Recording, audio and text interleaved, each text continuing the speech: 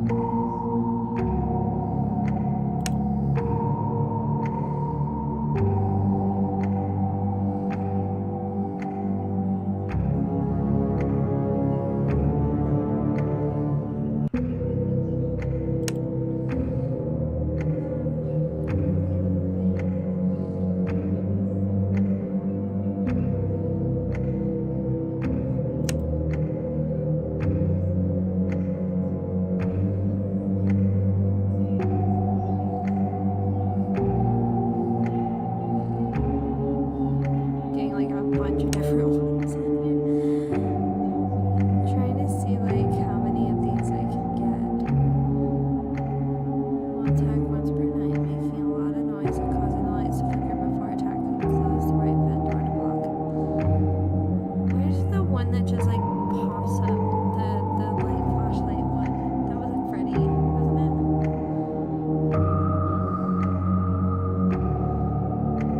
No, fuck that guy. This one.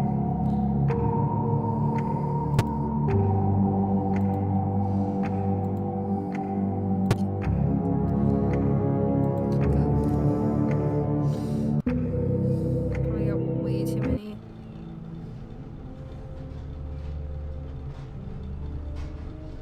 I have not.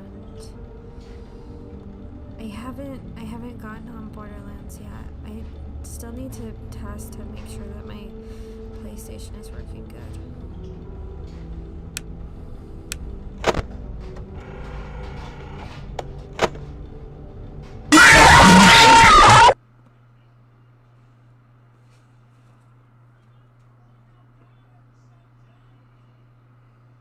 Who was that?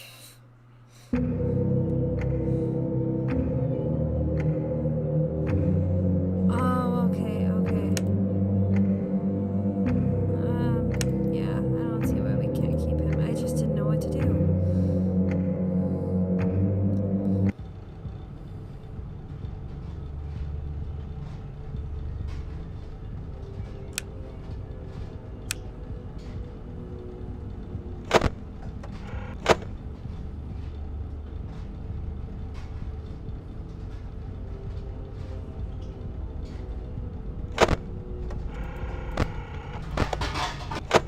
I don't like that noise. I don't like that noise.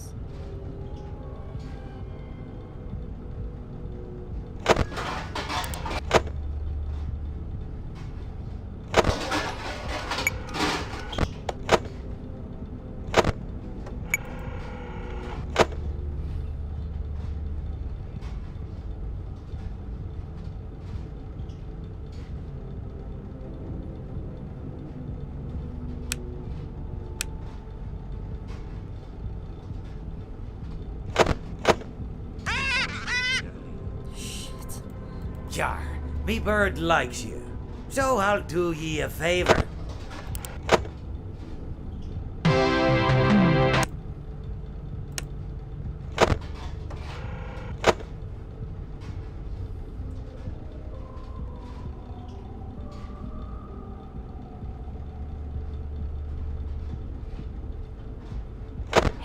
Hey, I want to tell you something.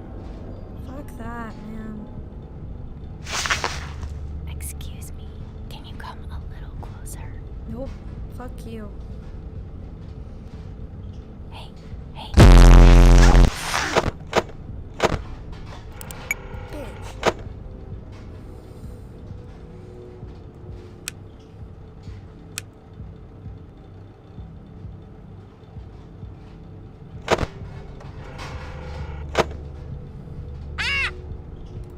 Yar, me bird likes you, so I'll do ye a favor.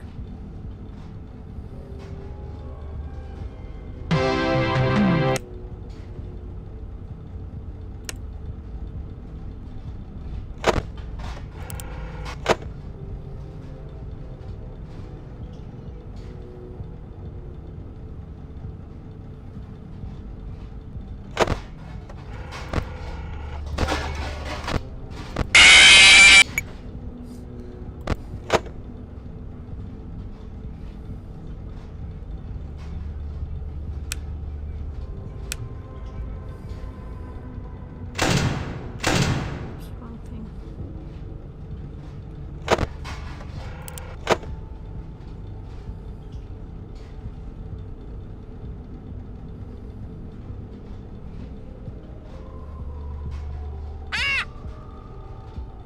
Yarg, how may I be of service to ya?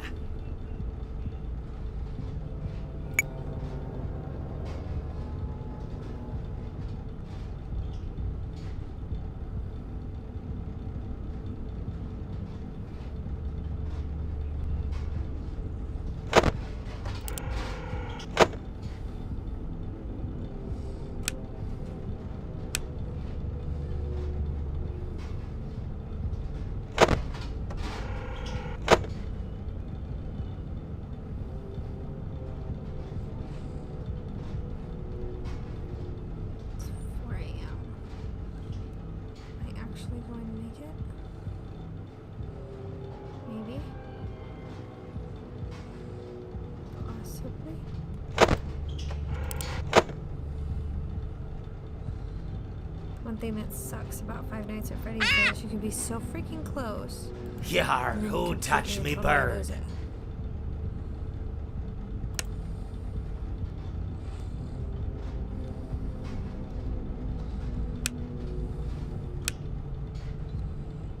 Oh, shit. And the power's out. Hi, Sherry.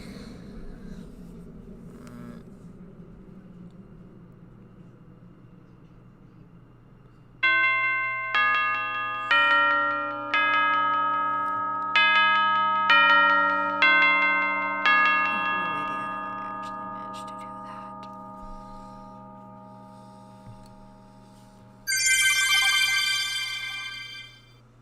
Awesome.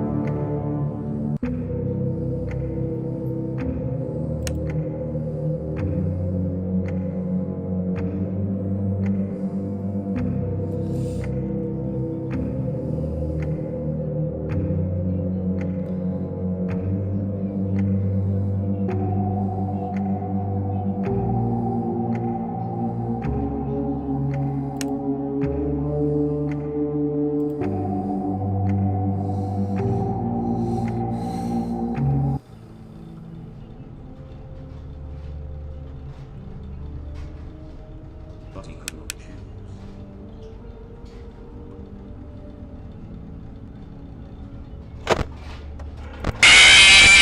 Sorry, bunny. Screwed up my foot.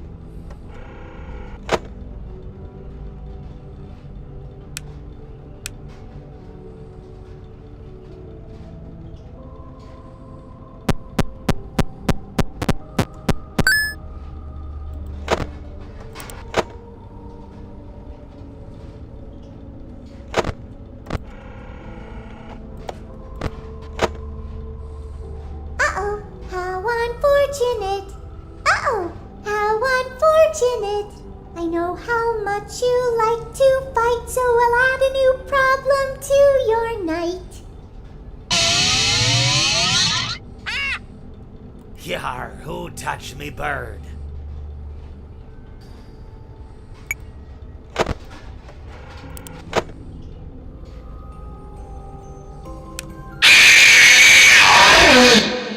I could hear you breathing.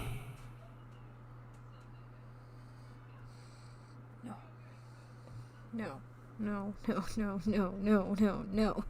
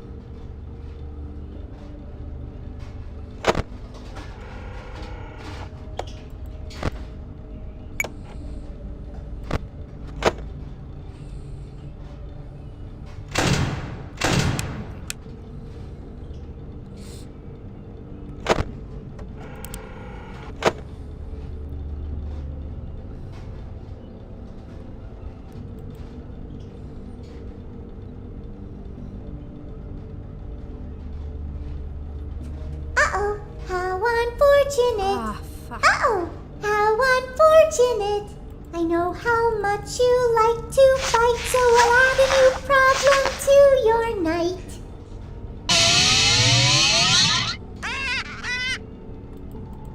Yar, you win some, you lose some. Yar, you play with fire and sometimes you get burned. I thought he was helpful.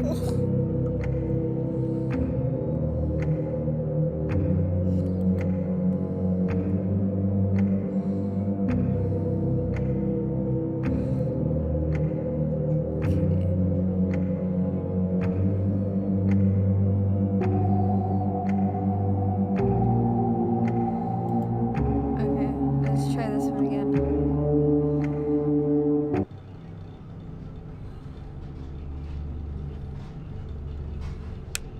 This one just really likes to pop up a lot.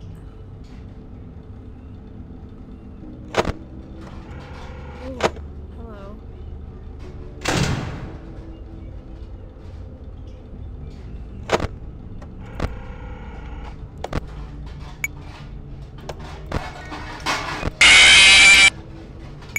Now I will tell you.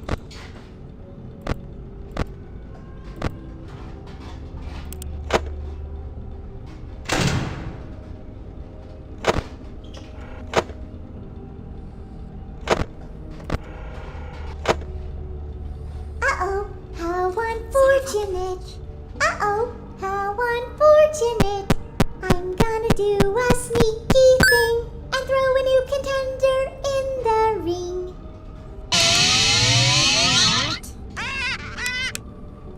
Yar, me bird likes you, so I'll do ye a favor.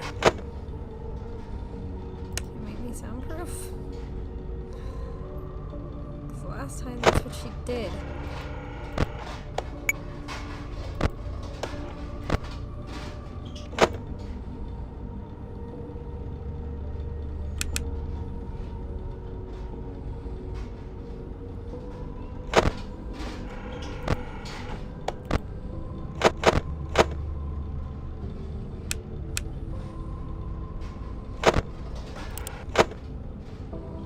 He promised them to never leave.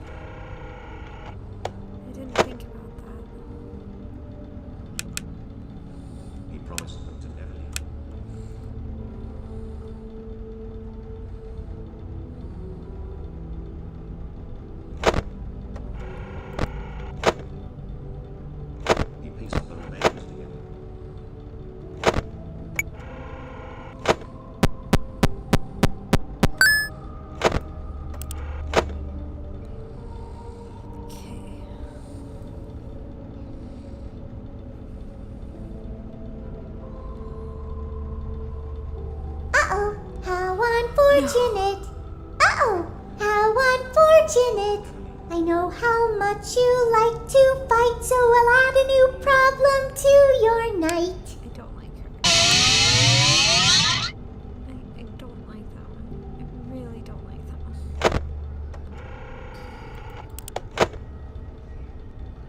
There's like multiples. There's like multiple of them, and I don't like just that one.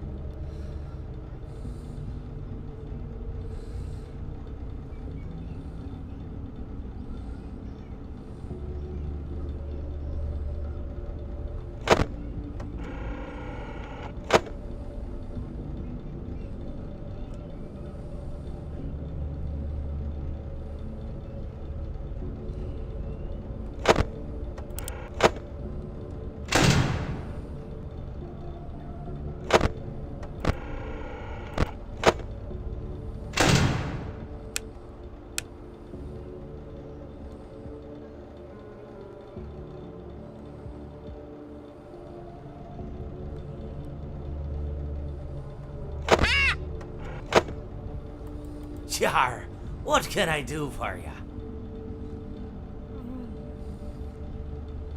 Soundproof.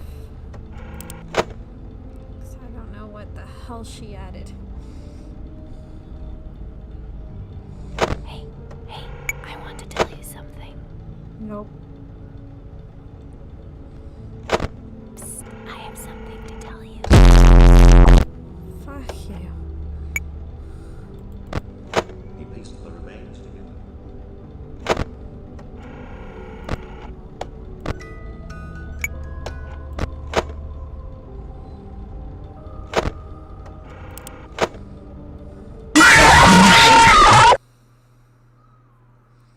I was so busy. Oh. Okay.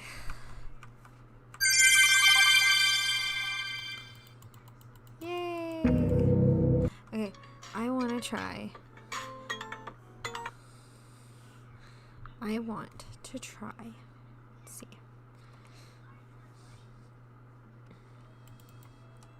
Steam.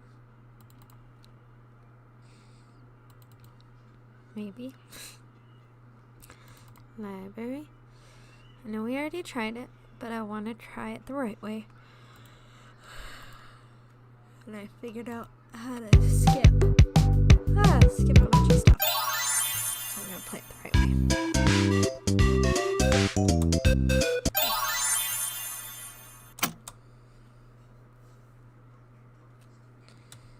I'm ready. I'm ready. I'm ready. I'm ready, ready, ready, ready, ready. Let's see how much cash you had left over after purchasing your franchise package. Great, that should be more than enough. Now let's get started. On your left are your product catalogs. You can unlock more expensive catalogs by simply purchasing items for your pizzeria. Use the arrows in the bottom right of the item window to browse the products for each catalog. When you're finished shopping, click the button labeled Blueprint Mode to place your items. You can switch back and forth between Catalog Mode and Blueprint Mode as often as you like before opening your doors to the public. When you're ready to open your restaurant for business,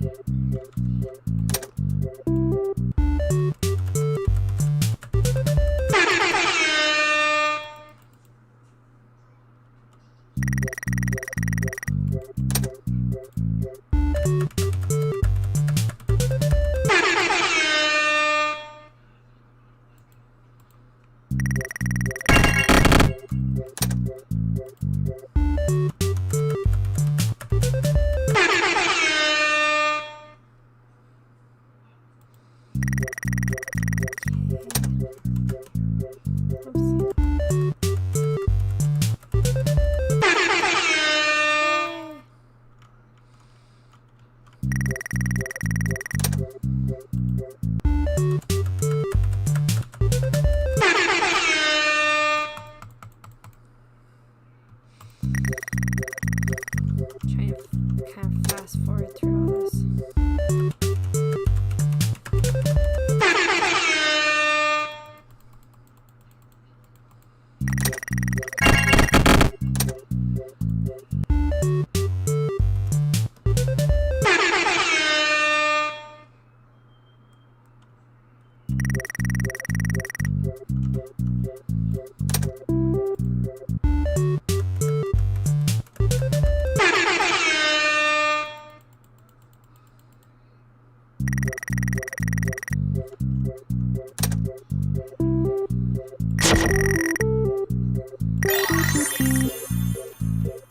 Gotta take care of my stuff. Okay. Your restaurant is now officially open. Awesome! That doesn't mean your job is finished, however. You have a lot of work to do while patrons eat their pizza.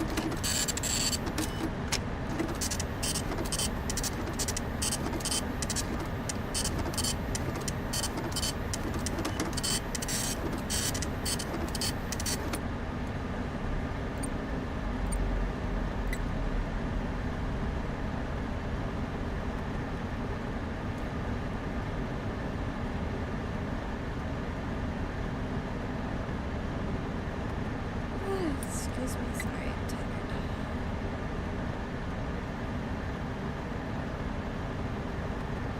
I'm gonna try this game as long as I can.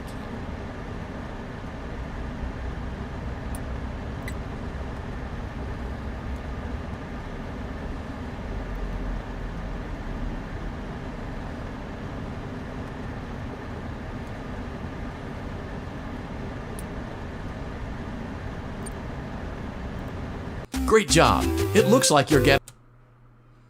Yeah, you can even skip them there too. Congratulations on completing your first day. However, your job isn't over just yet. There is another aspect to your end-of-day routine. See. You have chosen to proceed with the maintenance checklist. Remember, use your company-issued taser to return the animatronic to a neutral state if you feel that it's becoming unstable or aggressive. I will. You can only use it 3 times before it begins to damage the animatronic and decrease its value. Begin audio prompt in 3, 2, 1.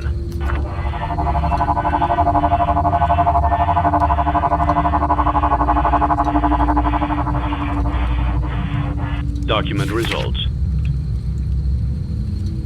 Begin audio prompt in 3, 2, 1.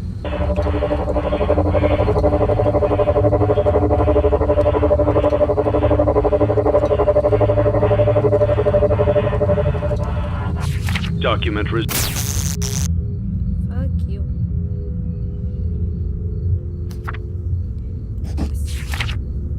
results. Begin audio prompt in 3, 2, 1.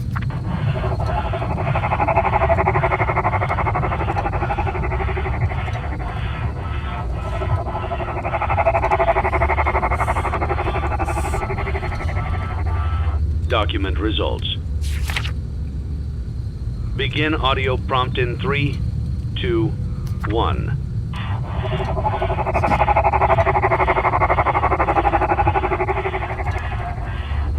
Document results.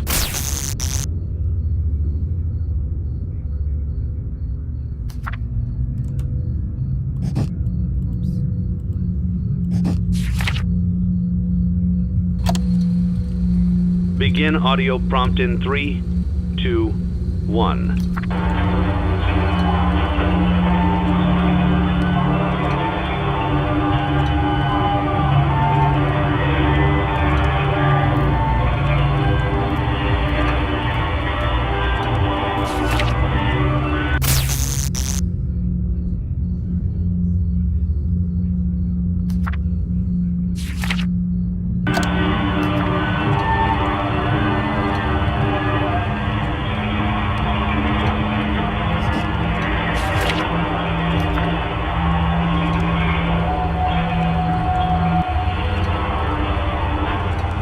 Document results. You have completed the Reacted twice on that one. maintenance checklist and may proceed with the salvage. Well done. End tape. Thanks for letting me join the party. I'll try not to disappoint. Nope, nope, nope, nope.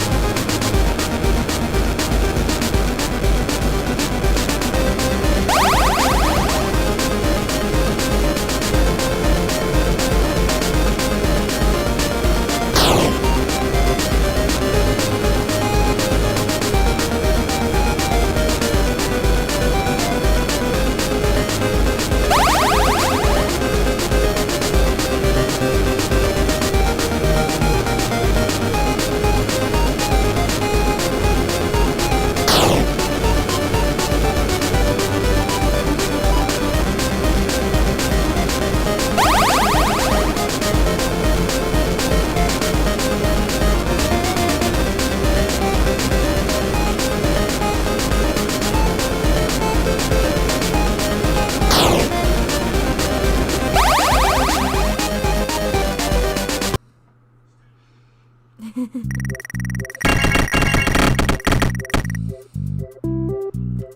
mean, it's probably better than listening to this, so actually it is.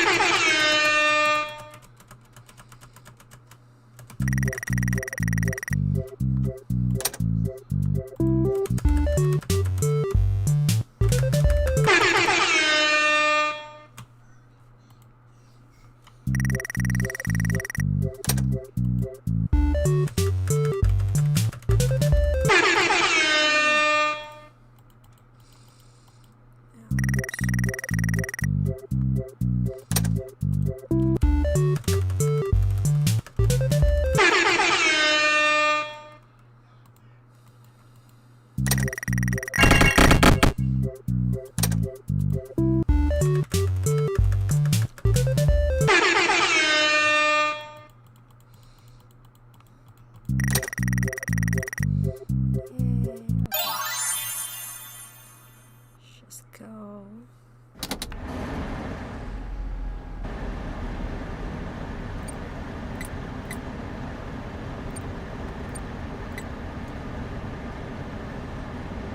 I don't know if this is gonna work, but I'm gonna try.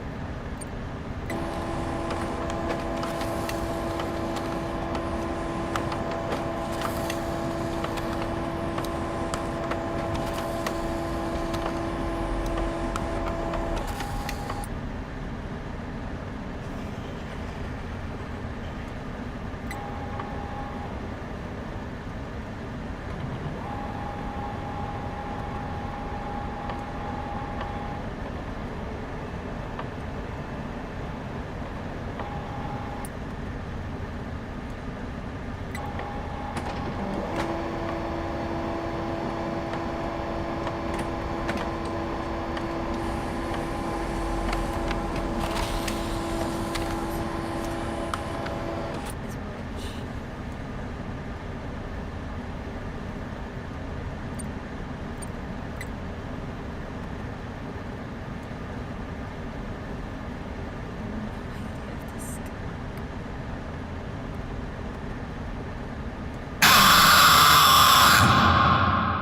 One big happy family.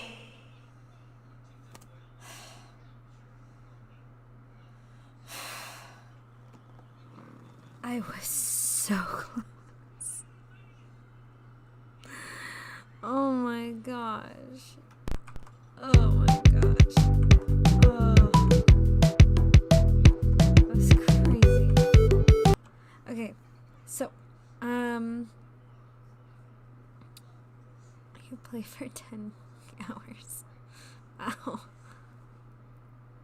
Played this game a lot more than I thought. Okay, okay, so, question. I had said earlier that I was planning on doing some makeup videos. Those will be pre-recorded and then posted to the page. Like I said, this is going to be, not special effects makeup, but, like themed makeup. So if there are any horror icons, villains, even just like dark cartoons or whatever, you know, Beetlejuice, Jack Skellington, Corpse Bride, stuff like that. Let me know if you want to see that.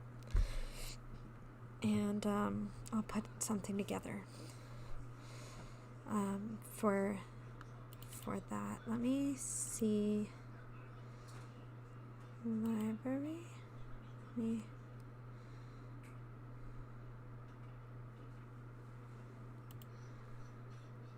Oh, I didn't want that. Let's see if we can watch like maybe one or two of these, and then I think we can call it a night.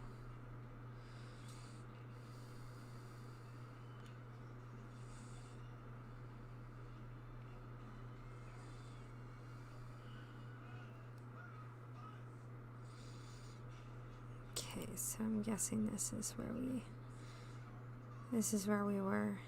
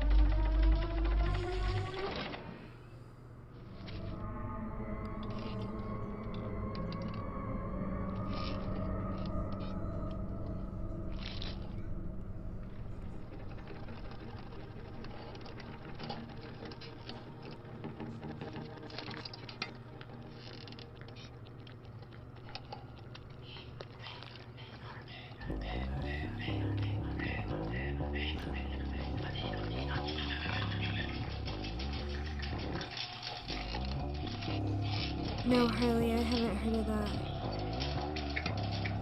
I think you did send me this.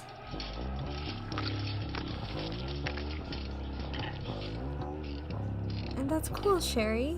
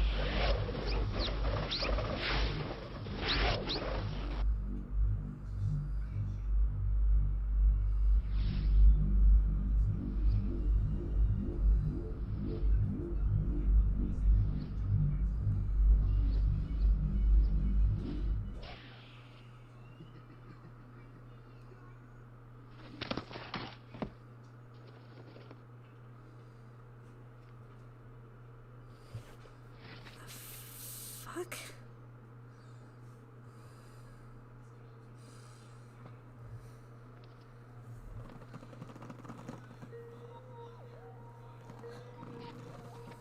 I feel like I need to be taking this mindfuckery in doses instead of all at once.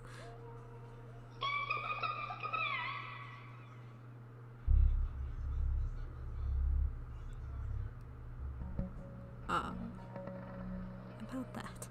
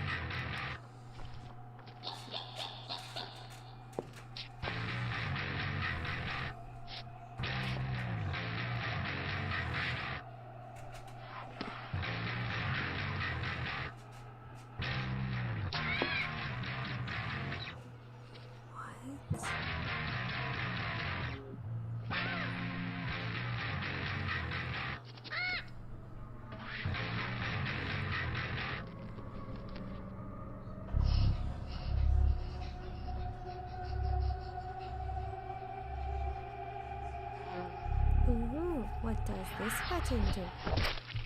Aw. Right? Just like, ah!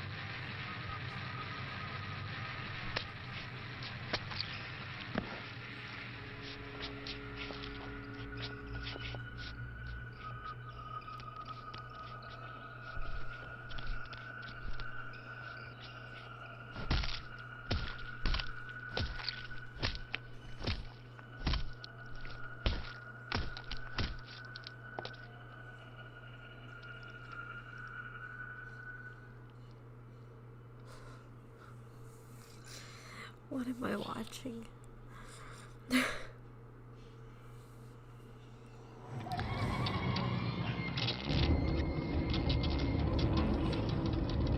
This is one of those videos that when I actually start to understand it, I start questioning my own sanity.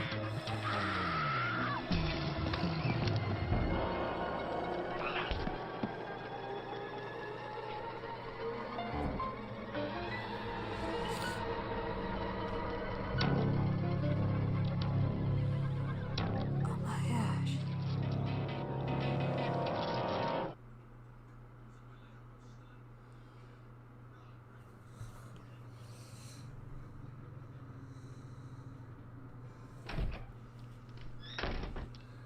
Like, seriously, when I start watching this and I'm actually starting to follow the storyline, I'm just like, am I sane anymore? Because, like, what the fuck?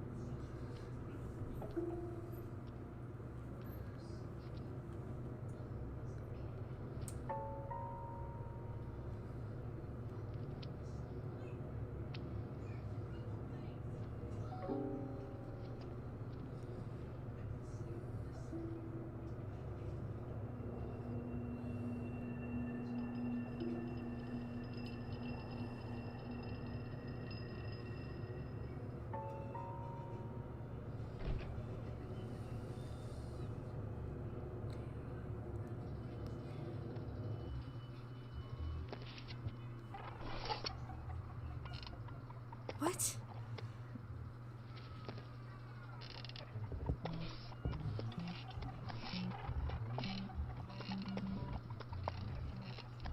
Wait, actually, supposed to get a little bit.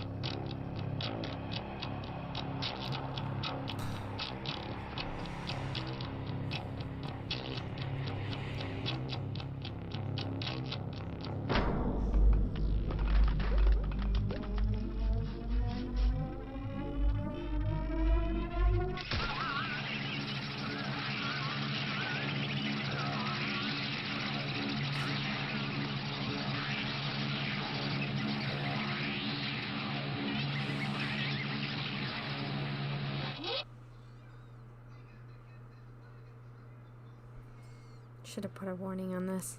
Didn't realize that I was going to need it.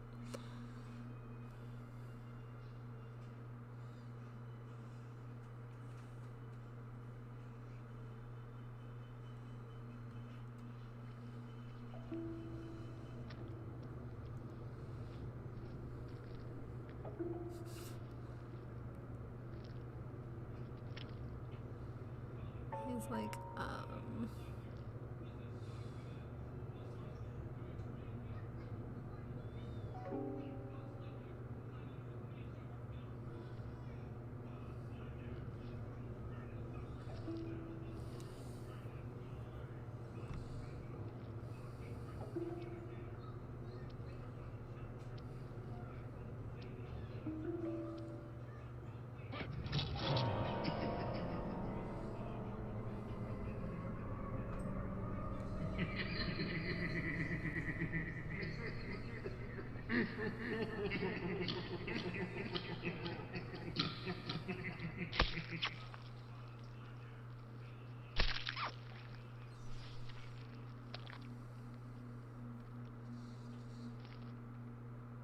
Press its button.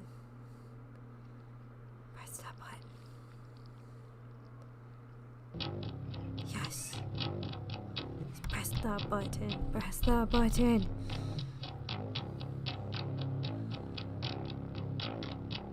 Am I seriously getting into this now? Fuck it. Press the button. Press the button. Yes!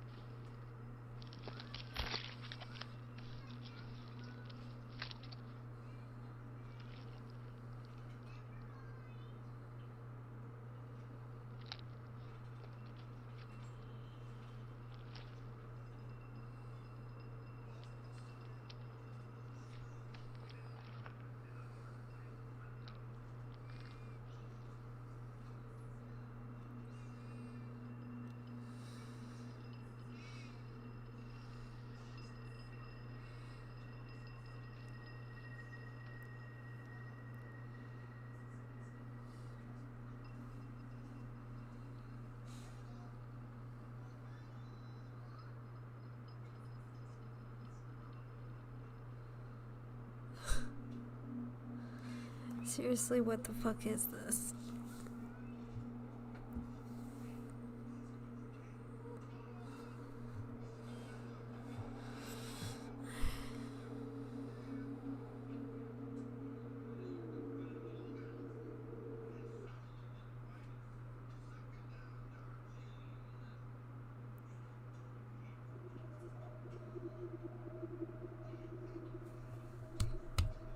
Good job.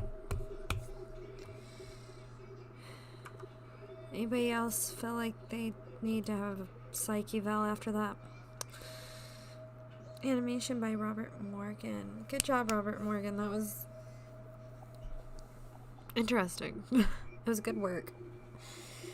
Great work, but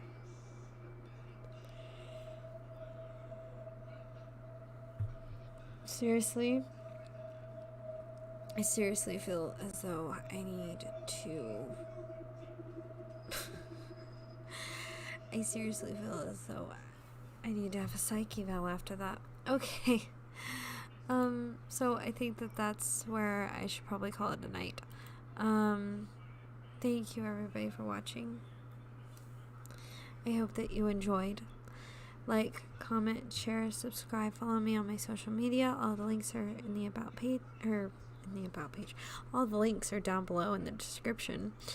And I will I'll continue with these. I'll continue with the stories. I'll continue with the videos. So keep sending that stuff in. Send me ideas for makeup.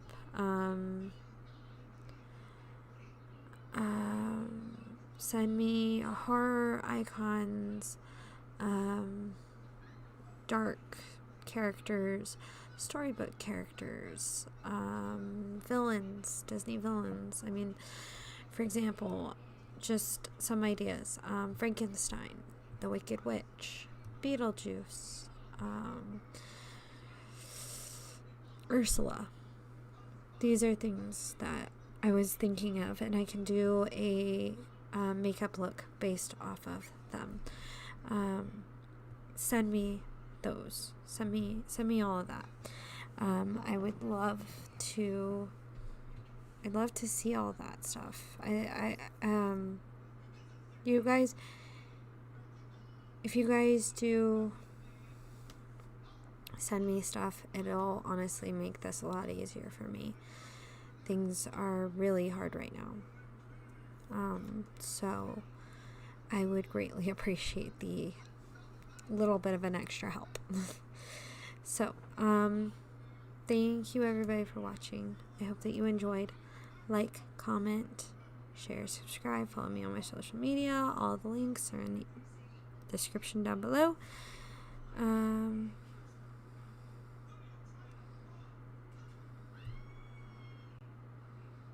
Summary.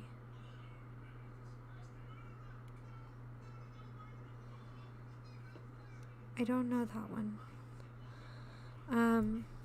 But yeah. Thank you guys, and as always, sweet nightmares, everybody.